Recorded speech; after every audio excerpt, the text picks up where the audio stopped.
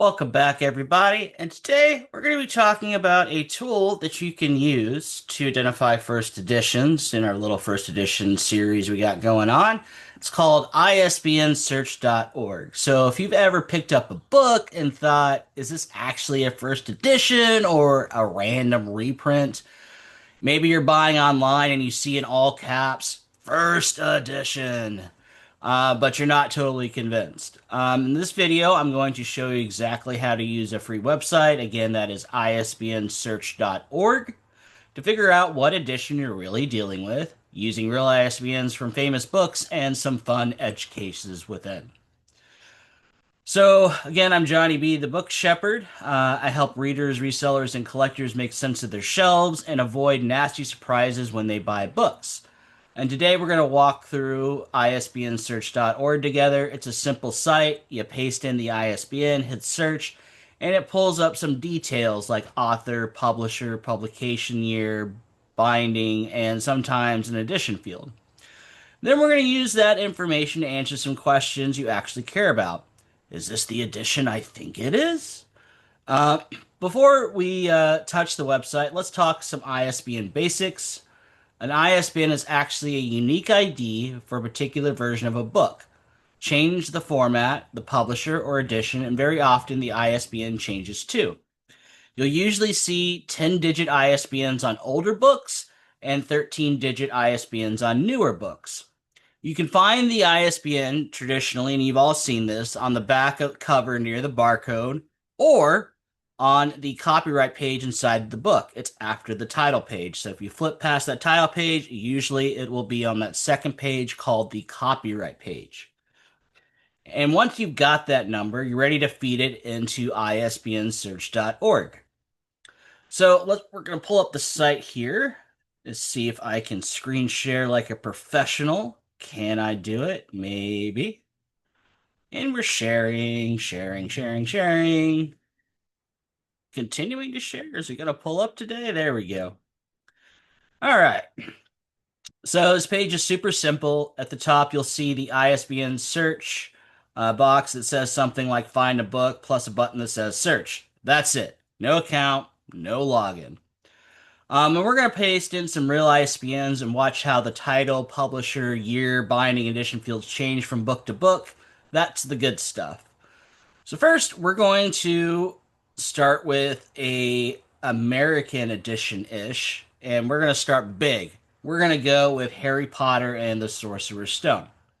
So that is going to be a 13-digit ISBN, and let's copy that in here and see which we're going to get. And search. We're searching. Okay. So, oh no, it's only $13, 12, 26, 29, blah. But as we see, we have the 13 digit, and then we have the abbreviated 10 digit rather. The author, it does say edition 1. Binding is hardcover. The publisher is A.A. Levine Books, published in the year 1998. And if you want to sell this book or buy or rent it, it's got some options here. But as we see, the best prices for new. We got some stuff on Abe and Valor. So if I was selling this book, it looks like uh, whatever Net Books is 29 bucks right now. No, this one's bigger. ecampus.com. Okay, and they got some notes, brand new. They got the size. Missing dust jackets. This little note field's also kind of neat so that you can judge the condition sometimes. They're not all going to have it as you see, but some of them will.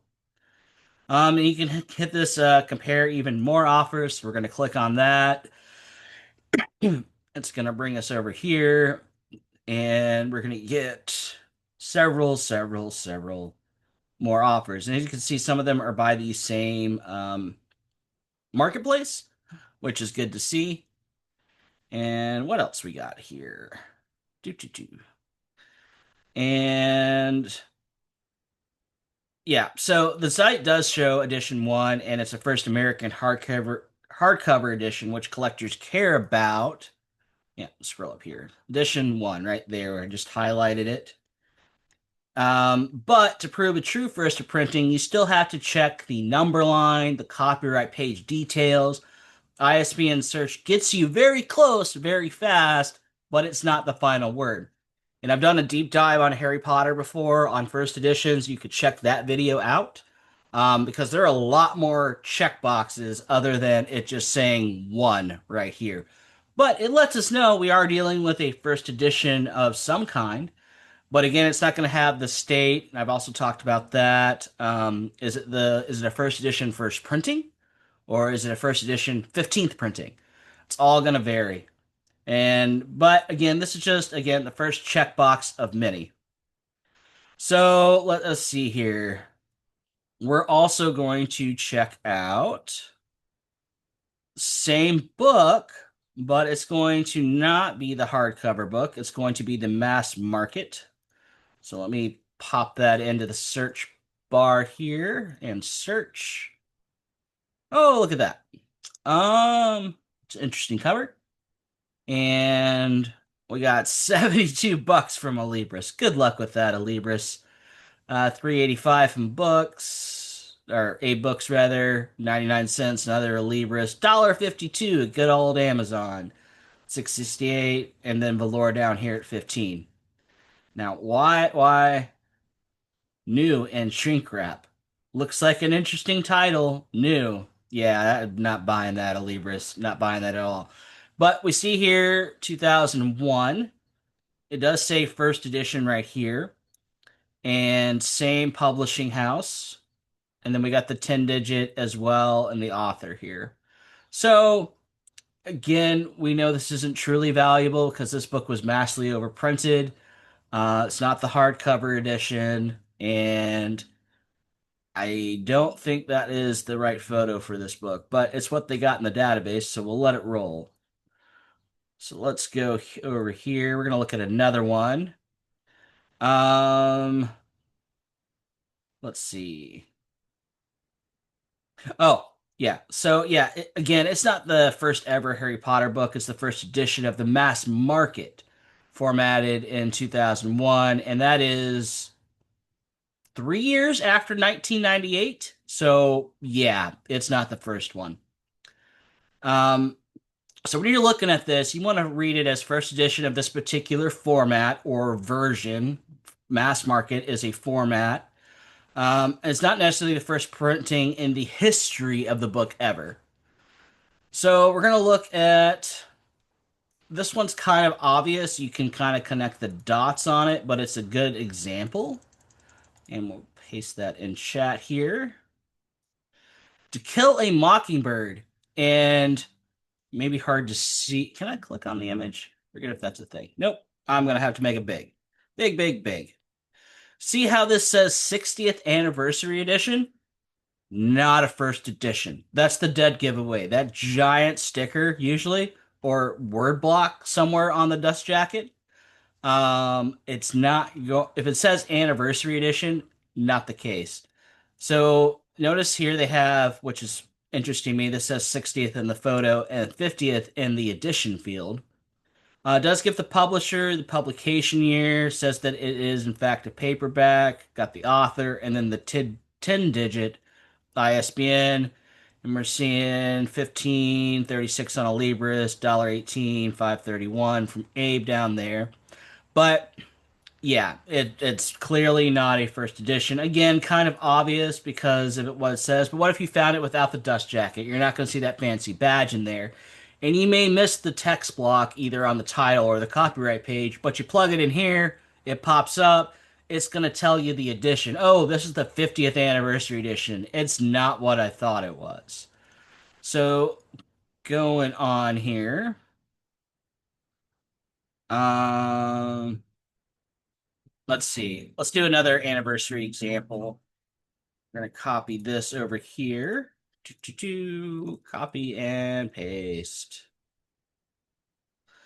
So we got the Heron Diaries 10-year anniversary edition, a year in the life of a shattered rock star. So, oh, he looks so sad. But anyway, author is Nikki. Got the 10-digit ISBN. It does say, it doesn't even say what year anniversary it is. It just says anniversary. It's got the binding of paperback, the MTV Books as the publisher, and the year of publication, which was 2017. And then we can scroll down here. But again, anniversary, not a first edition. And we're looking at the cover here, and I on the photo, I don't see where it says anniversary at all. So we would have missed this off the gate because there's no clear indicator on the book itself that it is an anniversary edition. So that's where ISBNsearch.org comes in handy. Um, let's see. If the words anniversary edition are literally in the title or metadata, that's a strong clue you're not looking at the earliest printing, you're looking at a special later edition. So let's go on in our searching. We're going to look at a textbook slash guide style book where edition details are super explicit. So copy and paste. Haha. Cliff Notes. Do you remember Cliff Notes? I do. So we got the Jeffrey S. Blah and a bunch of other people. Got the 10-digit ISBN. It says it is the fourth edition, and beyond that is a revised edition. And it's got the publisher, and this came out in 2018. So already we know that it's not a first because of here, but if it just said revised, that's also an indicator that it is not a first edition. And got some actually decent prices for a fourth edition. Except when we get down here, best used prices, rental price. Rental price is $22, or I can own it for $4.45. I wonder which one I will do. But I don't need Cliff Notes anymore because I'm out of school. School's out for summer. Ha ha ha. Um, so another thing you might know there, when it says fourth, this may be obvious, but I need to spell it out, that there are three earlier edition. And this one has been revised, so it's not identical to the earlier prints. So obviously, again, not a first edition. And modern welding, 13th edition revised. Another good example in long-running textbooks. So let's look at that real quick. Welding. Everybody likes to weld. Doo-doo. And away. Aha. Again, 13th edition, also revised here. Hardcover. Kind of hard to tell from photos sometimes if it's hardcover or paperback. Got the publisher, the 10-digit. Even for a 13th, this one's going for decent money. Look at that. Pretty neat. So let's go on in our ISBN exploration. Um, so yeah, I mean 13th is about as far as you can get. So let's look at a numbered edition, anniversary edition. Copy, paste, and ta-da! Lumberjack, Inside an Era in the Upper Peninsula of Michigan, 70th Anniversary Edition. Again, gigantic badge, 70th Anniversary. Well, let's say there was a sticker over this and you didn't know. This immediately says Edition 3, so they've done three more of those. It's actually kind of decent in cost, maybe for an Amazon seller or an eBay seller of some kind. So that's not bad. What else do we want to say about our lumberjack book here? Um, Sometimes the marketing language, like 70th anniversary edition, lives in the title, while the edition field just says three. That tells you that this is a third edition, even though the cover may emphasize the anniversary instead. So I guess that's all the little tidbits we got there. So what have we learned from all these ISBNs? Same title, different ISBN, often different format or edition.